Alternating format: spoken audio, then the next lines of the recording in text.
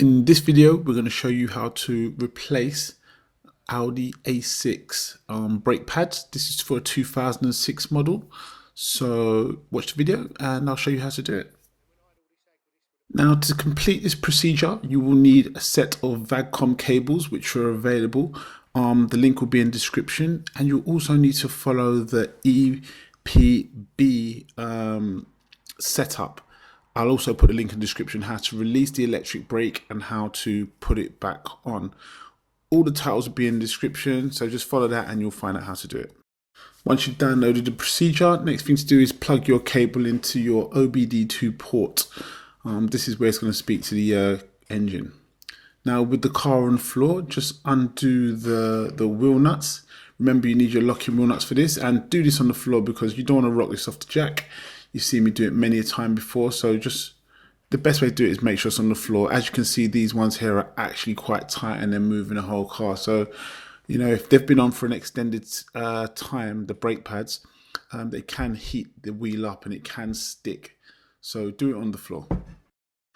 Once you've loosened them, you can then just use your electric impact socket, which I'll also be putting a link in the description where to get that from as well.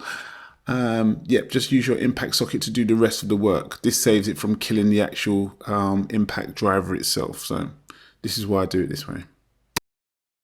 Now, sometimes when the wheel's been on the car for a long time, it doesn't come off too easy. So, you know, I'm giving it a little bit of a donkey kick here and it's not coming off. As you can see, I'm kicking it and it's moving around at the same time, but sometimes they are a bit stubborn.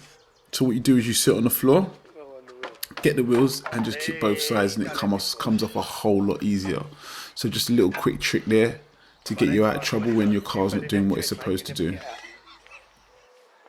Once you've released the brake, you just need to get your screwdriver in between the brake and the caliper itself just to ease the piston back.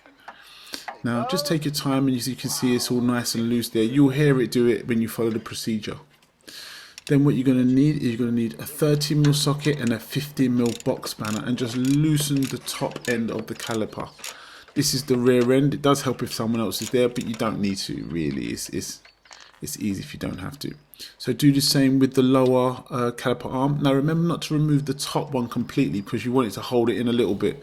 But on the bottom one, same thing. It's a 13mm. And just break it open and then just use a ratchet and just slowly ratchet it off. Just take your time and, you know, make sure not to cross-thread anything on the way out as well. So there you go. Once it's all loose, it should come off pretty easily. You just need to just ease it out and take your time. Remember not to make this hang because you don't want no actual stress on any wires that are attached to the brakes itself because it is a safety part. So just take your time with it.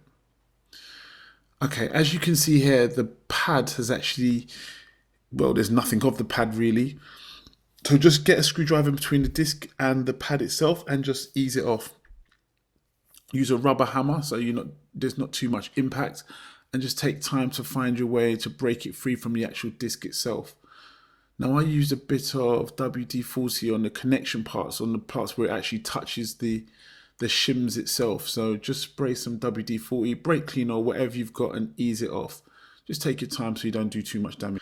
Now these particular discs were quite extreme, so just, you know, just keep wedging it in and fighting for it and keep edging it out. As you can see, this pad actually separated from the actual braking material itself. So, you know, although it might put up a bit of a fight, it's only because it's got hot and it's been left in there.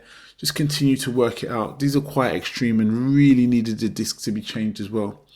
Here you can see I'm comparing the pads to make sure they're the right ones.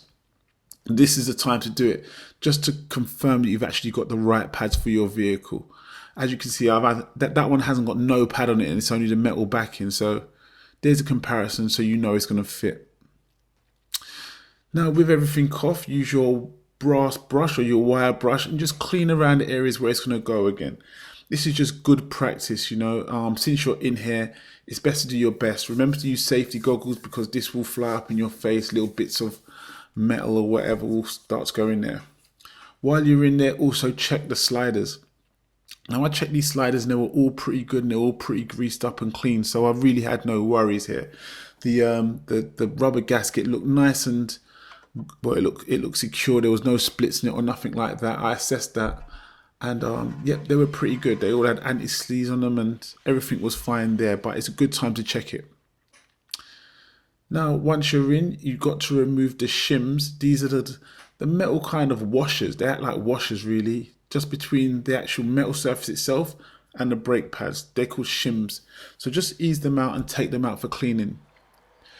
As you can see, they're very dirty here. They've got all sorts of carbon. Well, I shouldn't say carbon. Whatever brake debris comes off it. So just use what you can if you've got a file. As you can see, I'm using a file here. You know, do whatever you can to make it work. Try not to bend them too much because they're very difficult to get back into shape. You know, but use what you can to try and clean out all the contact areas of the shims. Like I say, if you got brake cleaner, we didn't actually have brake cleaner. We had carb cleaner. But you know, any cleaner's a cleaner, that'll do. Now, once you've cleaned them and you're happy with them, just insert them back into their locations on the actual brake caliper holder itself. You can see what I'm doing there. Now, it's important to put some anti-seize in all the connection areas because you don't want it to seize here. If it seizes, it causes problems. It'll either bind onto the actual pad, to the disc itself, or just cause problems. So while you're in here, just make sure you get a lot of anti-seize on all of the connection areas where it's going to touch the brake pads, where it can squeak or anything like that. So, you know, this is just all good practice. Okay, once you've got your discs, just touch once again the connection areas. Give it as much grease as possible where it's actually going to be touching other parts of the metal. It's all done there, and it should just all slide in pretty easily. There we go. You put the bottom end in. And yeah, you see, it's easy. And that's all helped because of the way I cleaned it earlier. Now it's the same on the back disc. You know, just give it a little knock with a rubber hammer so, you know, it's just in place. It's just good practice. Okay, once you're back in place, slide the caliper back over. Now it should be wound in nicely.